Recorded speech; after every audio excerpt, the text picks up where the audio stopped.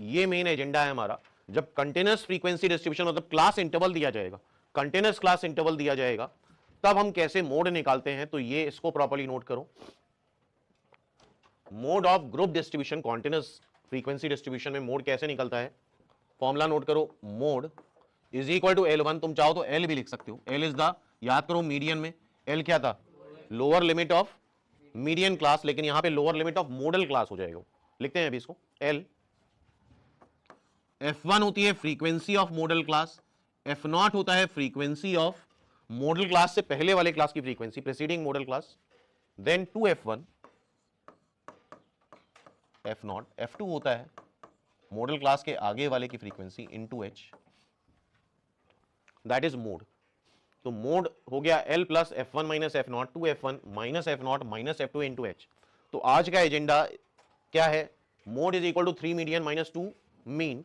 और दूसरा फॉर्मूला ये है, और कई बार कई सारे एग्जाम्स में यार ये डायरेक्ट फॉर्मूला पूछ लिया गया, थोड़ा थोड़ा बदल देंगे और पूछेंगे मोड का फॉर्मूला बताओ फॉर कॉन्टिन्यूअस फ्रीक्वेंसी डिस्ट्रीब्यूशन। तो अगर याद है तो पूरे नंबर मिल जाएंगे, नहीं याद है तो बैठे रहो, क्योंकि प्रूफ करना तो इंपॉसिबल है। तो अगर कॉन्टिन्यूअस फ्रीक्वेंसी डिस्ट्रीब्यूशन है तो मोड का फॉर्मूला आ रहा है L plus F1 minus F0।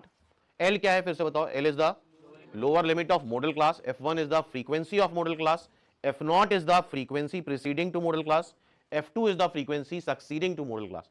तो अब जरा ये पूरा लिखो, L1 या L लिख लो, ज्यादा बेटर रहेगा, सेम नाम रहने चाहिए। L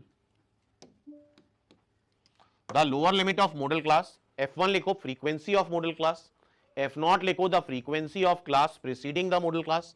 नाम से ही समझ में आ रहा है ना, F1 F0 F2, and F2 is the frequency of class succeeding the model class.